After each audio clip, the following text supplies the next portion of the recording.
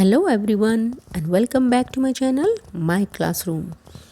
यहाँ हम पढ़ रहे हैं क्लास 6 की जो है स्पैरो बुक और हमारा चैप्टर जो चल रहा है अ मिडसमर्स नाइट ड्रीम पार्ट 2। पार्ट 2 मतलब ये लेसन 2 है। पहला हमारा लेसन था अ मिडसमर्स नाइट ड्रीम 1 जो हमने 4 पार्ट में कवर कर लिया है। हाँ, उसकी एक्सरसाइज अभी हमने नहीं की है, तो पहले हम ये, क्योंकि प्ले है और प्ले बहुत ही बड़ा है, पहला जो पार्ट 1 है यानी ड्रीम 1 जो हमने 4 वीडियोस में कवर किया है, तो मैं सोच रही हूँ पहले ये दूसरा पार्ट भी कवर कर लेते हैं, उसके बाद में इसकी एक्सरसाइज करेंगे। तो चलिए शुरू करते हैं अपना ये ड्रीम 2 का फर्स्ट वीडियो यानी पार्ट 1। तो ये है हमारा अ मिडसमर नाइट ड्रीम 2 यानी जो पहला प्ले था, ये प्ले का ही कंटिन्यूशन पार्ट है। तो ड्रीम 2 यानी इसका दूसरा पार्ट दिया गया है। तो चलिए देखते हैं इसके दूसरे पार्ट में क्या है। पहले पार्ट में जैसे कि हमने देखा, तो प्लीज़, क्योंकि ये बहुत ही लंबा प्ले है और इसके ऑलरेडी 4 वीडियोस में डाल चुकी हूँ यानी ड्रीम 1 के, तो प्लीज़ मैं आप सबसे रिक्वेस्ट करती हूँ कि ये दूसरा पार्ट समझने के लिए हमें पहले वो पूरे 4 वीडियो प्लीज़ आप प्लेलिस्ट में क्लास 6 की इंग्लिश की प्लेलिस्ट में जाकर देख लीजिए, तभी आपको ये वाला अभी जो पार्ट है ये समझ में आएगा, नहीं तो समझ में आना बहुत ही मुश्किल है। चलिए शुरू करते हैं। But to return to Hermia who made her escape out of her father's house that night to avoid the death she was doomed to for refusing to marry Demetrius. But to return to Hermia, अब हम वापस Hermia पर आते हैं कि who made her escape out of her father's house। तो जो उसका प्रेमी था लाइजेंडर, उसने उसको कहा था कि तुम आज रात को अपने घर से भाग आओ और हम अपनी एक आंटी के घर जाएंगे जहाँ मैं तुमसे शादी कर लूँगा। और यही उसका साथ देने के लिए हर्मिया अपने घर से भाग आई थी, नहीं टू अवॉइड द डेथ, नहीं तो उसकी मृत्यु हो जाती। क्यों? She was doomed to for refusing to marry Demetrius, क्योंकि उसको ये ऑर्डर मिला था कि वो डेमिट्रस से शादी कर ले, और अगर वो शादी नहीं करती है 4 दिन के अंदर तो उसको मतलब फांसी दे दी जाएगी। डूम्ड टू फॉर रिफ्यूजिंग मतलब ऐसी वो सर्टेन था, वो निश्चित था, उसको फांसी दे दी जाएगी अगर वो डेमिट्रस से शादी करने के लिए रिफ्यूज़ करती यानी मना करती है। When she entered the woods यानी जंगल, और जब वह जंगल में आती है, she found her dear Lysander waiting for her। उसको वहाँ जो उसका प्रेमी था लाइजेंडर, वो वहाँ उसका इंतज़ार करते हुए उसको मिल जाता है। To conduct her to his aunt's house, उसको अपनी आंट के घर ले जाने के लिए। But before they had passed half way through the woods, but इससे पहले कि वो जंगल आधा भी पार करें, क्या होता है, Hermia was so much fatigue.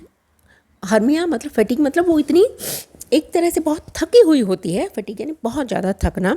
That Lysander who was very careful of this dear lady. अब लाइजेंडर यानी जो उसका प्रेमी था उसको बहुत ही प्यार करता था और बहुत ही उसका ध्यान भी रखता था।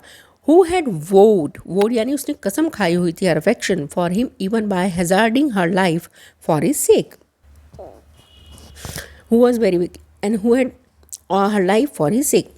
और इसलिए उसने मतलब कि ये कसम खाई हुई थी कि वो हर उसको मतलब affection even by hazarding her life, मतलब कि उसको लाइफ भी उसने एक तरह से डेंजर में डाल दिया था, बहुत खतरा था, क्योंकि जब अपने घर से भाग कर आई थी तो उसका बहुत ध्यान रखता था। परsuaded her to rest till morning on a bank of soft moss।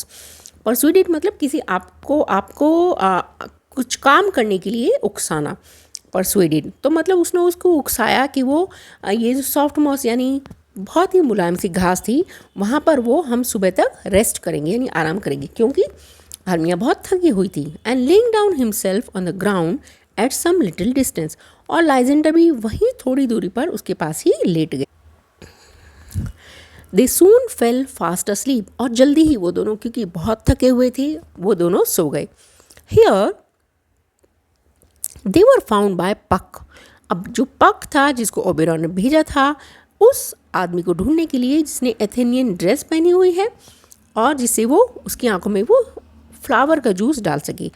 तो पक को वो दोनों मिल जाते हैं। Who seeing a handsome young man asleep, जिसने एक हैंडसम यंग मैन को सोते हुए देखा and perceiving that his clothes were made in the Athenian fashion, और उसने सोच लिया कि यही शायद वो आदमी है क्योंकि उसके जो क्लोथ्स हैं वो एथेनियन फैशन के थे। उसे लगता था कि शायद वो एथेंस का ही है। And that A pretty lady was sleeping near him, और एक बहुत ही खूबसूरत सी लेडी भी उसके पास में ही सोई हुई थी।